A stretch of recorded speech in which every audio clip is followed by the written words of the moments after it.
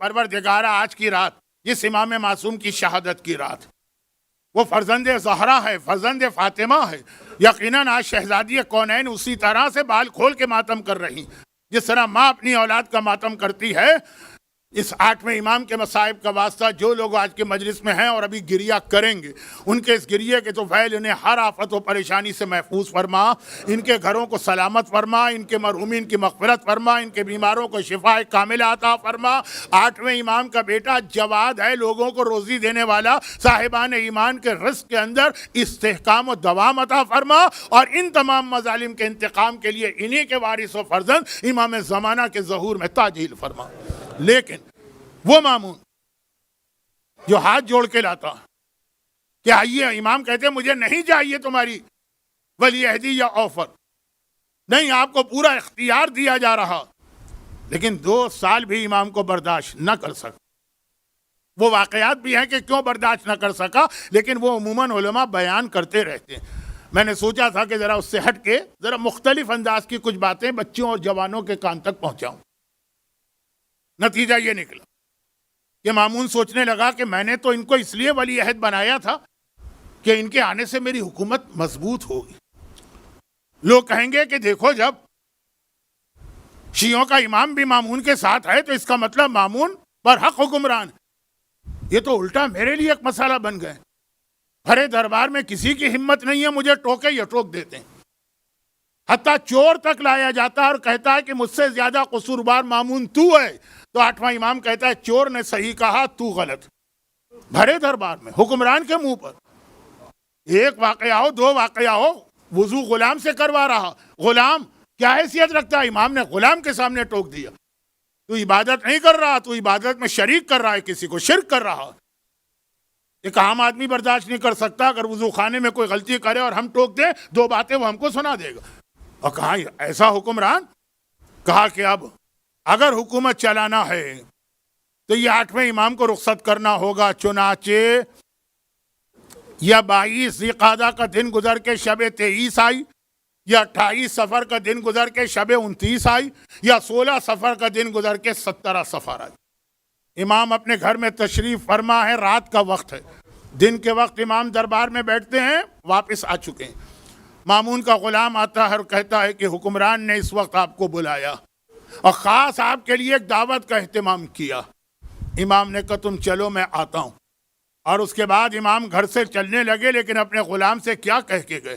مشہور روایت ہے نا ابو سلط کی، کہا کہ میں جا رہا ہوں لیکن جب آؤں گا تو عجیب حالت میں آؤں گا، میں لڑکھڑا رہا ہوں گا، میرا چہرہ زرد پڑ چکا ہوگا، اس وقت آگے بڑھ کے مجھے سہارا نہ دینا، مجھ سے کوئی بات نہ کرنا، میں اپنے حجرے میں جاؤں گا، حجرے کا دروازہ بند ہوگا، اور کچھ بھی ہو جائے حجرے کا دروازہ نہ کھولنا، جب وہ خود سے کھل جائے تب تم دیکھو گے کہ میری میت تیار رکھی ہے، اور مامون کو جا کے خبر دینا۔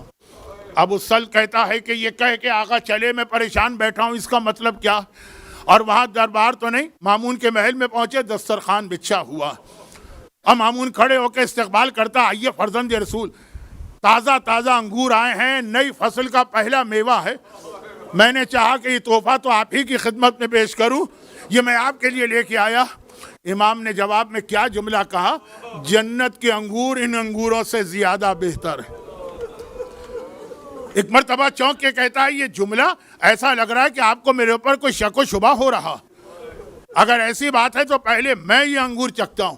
وہاں پہلے سے ہی ان انگوروں میں سے آدھے میں زہر ملایا گیا تھا جو امام کے سامنے رکھے تھے، آدھے بالکل عام سے انگور تھے۔ مامون نے 2 دانے چکھے، کہا مولا اب تو آپ کو یقین ہو گیا کہ یہ انگور بالکل ٹھیک ہیں۔ امام نے ایک مرتبہ 2 انگور خود بھی نوش کیے، مگر کھانا اور پانی بسم اللہ الرحمن الرحیم پڑھا جاتا ہے نا، رضن بقضائہ و تسلیما لامرہ تو نہیں پڑھا جاتا ہے نا۔ امام نے وہ انگور کے دانے لیے اور یہ جملہ پڑھتے ہوئے کہ رضن بقضائہ و تسلیما لامرہ، نام بھی رضا ہے اور وقت شہادت آخری جملے بھی یہ ہیں، رضن بقضائہ، انگور نوش کیے اور کھڑے ہو گئے۔ مامون نے گھبرا کے کہا فرزند رسول آپ کہاں جا رہے ہیں؟ کہا جہاں تو مجھے بھیجنا چاہ رہا ہے میں وہیں جا رہا ہوں۔ اگرچہ یہ غم سارے صاحبان ایمان کا مشترکہ غم ہے، لیکن مجمع میں اگر کوئی رضوی سید ہے تو اس کے تو باپ کا تذکرہ ہو رہا ہے کہ امام نے ایک مرتبہ کہا جہاں تو مجھے بھیجنا چاہ رہا ہے۔ اب امام کا غلام کہتا ہے کہ میں ابھی پریشان بیٹھا تھا، گھر کا دروازہ کھلا، میں نے دیکھا 8ویں امام لڑکھڑاتے ہوئے گھر میں داخل ہو رہے ہیں، چہرے کا رنگ زرد پڑ چکا ہے۔ میرا دل چاہا آگے بڑھ کے امام کو سہارا دوں، لیکن امام کا حکم یاد آ گیا اور پھر امام حجرے میں گئے، دروازہ بند ہو گیا اور حجرے کے اندر سے پھر آوازیں آنے لگی، کچھ برتن کھڑک رہے ہیں، کچھ پانی گر رہا ہے، اور میں کھڑا ہوا ہوں کہ آخر اندر ہو کیا رہا ہے۔ حجرہ تو خالی تھا، میرے سامنے فقط 8واں امام گیا ہے، اور تھوڑی دیر کے بعد حجرے سے کسی کے رونے کی آواز آنے لگی۔ غلام کہتا ہے اب مجھ سے برداشت نہ ہوا، میں امام کا حکم بھول گیا۔ میں نے جلدی سے دروازہ کھولا تو کیا دیکھا، امام میت تیار ہے، کفن پہنایا جا چکا ہے، مگر سرہانے کوئی بچہ بیٹھا ہے 8 سال کا، اور وہ بیٹھا ہوا رو رہا ہے اور کہہ رہا ہے ہائے میرا بابا، میں یتیم ہو گیا۔ میں نے تڑپ کے پوچھا آپ ہیں کون؟ کہا کہ اب میں تیرا نواں امام ہوں اور اسی غریب الوطن شہید کا بیٹا ہوں۔